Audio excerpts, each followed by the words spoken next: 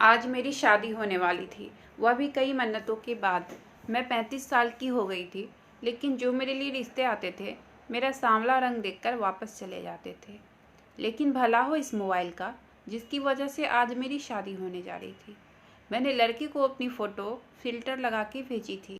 शादी के बाद मेरी भाभी कमरे में आई और कहने लगी, पार्लर वाली के हाथ में तो जादू है, तुम्हें तो सांवली से गोरी बना दिया।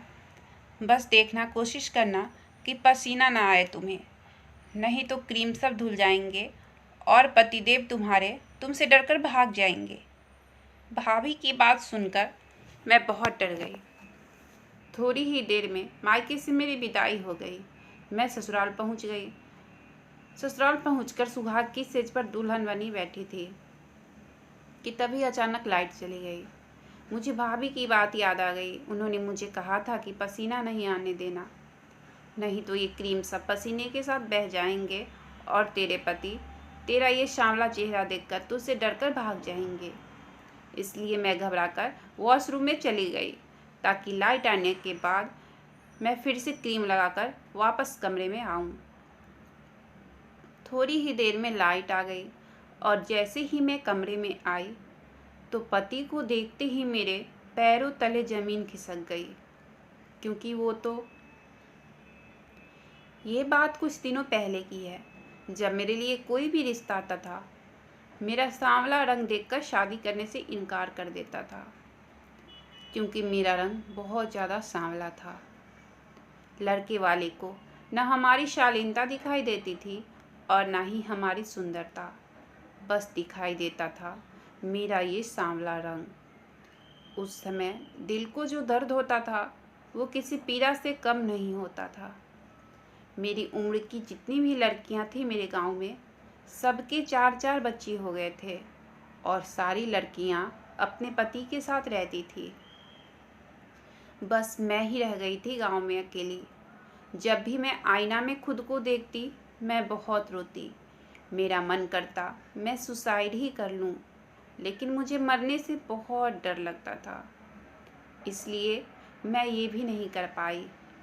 हालांकि मेरा नैन नक्श बहुत सुंदर था, बस रंग ही बहुत सांवला था। रंग गोरा करने के लिए मेरे गांव के कुछ लोगों ने कहा, बेसन लगाओ चेहरे पर। मैंने वो भी लगाए, लेकिन मेरा जिद्दी सांवला रंग नहीं गया। किसी ने कहा, गाय का कच्चा दूध लगाओ चेहरे पर। मैंने वो भी लगाए, उससे भी मैं गोरी नहीं हुई। किसी ने कहा, महंगे पार्लर में फेशियल कराओ, उससे गोरी हो जाओगी। लेकिन मेरे लिए सारी तरकीब नाकाम ही हो गई थी। देखते ही देखते अब मैं 40 साल की हो गई थी। अब मेरे प्रति लोगों की नज़रिया और बदल गई थी। पहले लोग सिर्फ मेरा सांवला रंग देखते थे, लेकिन अब मेरे में कमियों में बढ़ावा होने लगा था। अब मेरी उम्र भी बहुत दिखने लगी थी। अब मेरे लिए तलाकशुदा या फिर जिनकी पत्नी इस दुनिया में नहीं हो किसी कारणवश, ऐसे लोगों के रिश्ते आने शुरू हो गए थे। लेकिन मेरी किस्मत इतनी खराब थी कि मैं उनको भी पसंद नहीं आई। मैं खुद से बहुत नफरत करने लगी थी। मैंने आईना देखना ही छोड़ दिया था, ना ही किसी से बात करती और चुपचाप गुमसुम सी रहने लगी थी। मेरी माँ भी अब बहुत बूढ़ी हो चुकी थी। अब घर में मेरी शादी के लिए माँ ने पूजा पाठ करवाना शुरू कर दिया था। मेरी शादीशुदा सहेली जब मेरे घर अपने बच्चों के साथ मुझसे मिलने आती तो मैं खुद को कमरे में बंद कर लेती थी। मुझे लगता कहीं उनके बच्चे मुझे देखकर रोने नहीं लगे। पूजा पाठ होने के बाद भी मेरी शादी नहीं हो पाई। फिर एक दिन मेरी एक शादीशुदा सहेली मेरे से मिलने आई। मैंने मिलने से मना कर दिया, लेकिन उसने बोला, आज मैं तेरे से मिले बिना नहीं जाऊंगी।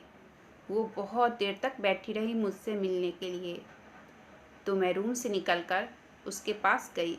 फिर उसने कहा, मैं तुझे कुछ बताने आई हूँ। आजकल के लोग फेसबुक से दोस्ती करके फिर शादी करते हैं। तू भी फेसबुक पर कोई अच्छा सा लड़का देखना। मेरी ननद को बहुत अच्छा लड़का मिला है फेसबुक से। मैंने कहा, मेरा कुछ नहीं होने वाला है, मेरी किस्मत ही खराब है। फिर मेरी सहेली ने कहा, ऐसा नहीं है, तुझे भी मिलेगा अच्छा सा लड़का। अभी मैं चलती हूँ, तू मेरी इस बात पे सोचना। उसके जाने के बाद मैंने फेसबुक लॉगिन किया और हैंडसम लड़का देखना शुरू किया। मैंने कई स्मार्ट लड़कों की तस्वीर देखने के बाद मुझे एक अच्छा लड़का मिला। वो बहुत अच्छा सा मुझे लगा। उसको मैंने मैसेज करना शुरू कर दिया। उधर से मेरे मैसेज का रिप्लाई आने लगा और फिर हम लोग एक दूसरे से बहुत दिन तक मैसेज से बात किए। फिर आकाश ने, उस लड़के का नाम आकाश था, फिर आकाश ने मेरी फ़ोटो मांगी तो मैंने देने से मना कर दिया। तो आकाश ने कहा, मैं आपके फ़ोटो को किसी को भी नहीं दूंगा। मैं आपको बहुत पसंद करने लगा हूँ। मैं आपसे शादी करना चाहता हूँ। मेरे पर विश्वास करो आप। आकाश मुझे अच्छा लड़का लगता था उसकी बातों से, इसलिए मैंने अपनी फ़ोटो को फ़िल्टर लगा के गोरा बनाकर उसको भेज दिया। उसने मेरी फ़ोटो देख बहुत तारीफ़ की। उसने कहा, रिया, तुम बहुत खूबसूरत हो। आज तक खूबसूरत शब्द मेरे लिए अपने मुंह से किसी ने नहीं निकाला था। मैं खुद के लिए पहली बार खूबसूरत शब्द सुन रही थी।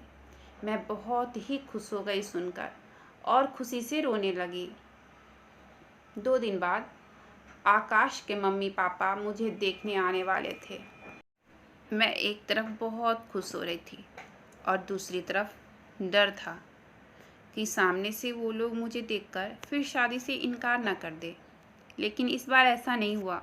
वो लोग मुझे पसंद करके गए थे और शादी के लिए हाँ भी करके गए थे। मैं बहुत खुश हो गई और माँ भी मेरे साथ साथ बहुत खुश हो रही थी, क्योंकि पहला रिश्ता था जिसने शादी के लिए हाँ किया था।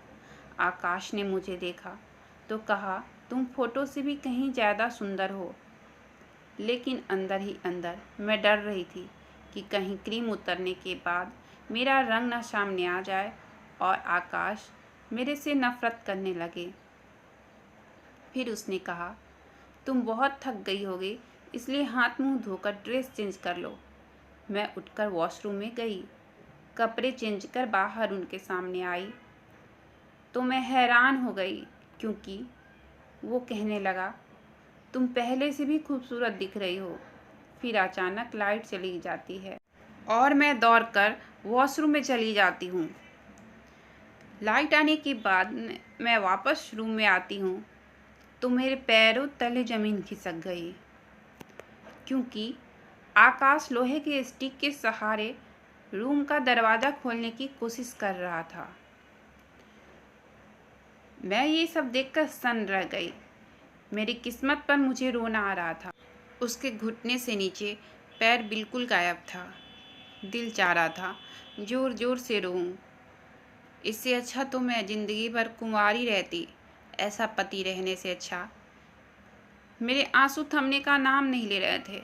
आकाश मेरे पास आकर बैठ गया और कहने लगा, रिया, हमने एक दूसरे को देखे बिना पहले पसंद किया, रिश्ता तो बाद में तय हुआ।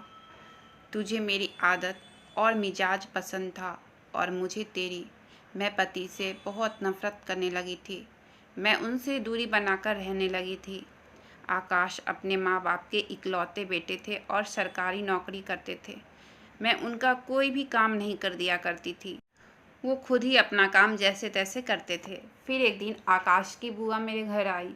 वो शादी में किसी कारणवश नहीं आई थी, तो मुझे देखकर बुआ कहने लगी, कितनी बदसूरत और बेकार दुल्हन है, कैसी लड़की से आकाश की शादी करा दी है भैया आपने। आकाश मेरा दिखने में इतना सुंदर है, सरकारी नौकरी करता है, इसके लिए तो बहुत अच्छे अच्छे रिश्ते आ रहे थे। मैंने भी कितने रिश्ते लाए थे, तो क्या ज़रूरत थी काली बदसूरत लड़की से शादी कराने की। आकाश ये सब सुनकर बोले, बुआ, रिया मेरी पत्नी है, ये मेरे लिए बहुत सुंदर है और हाँ, मैं रिया के साथ बहुत खुश हूँ। किसी का कोई हक नहीं है मेरी पत्नी के बारे में कुछ भी बोलने का।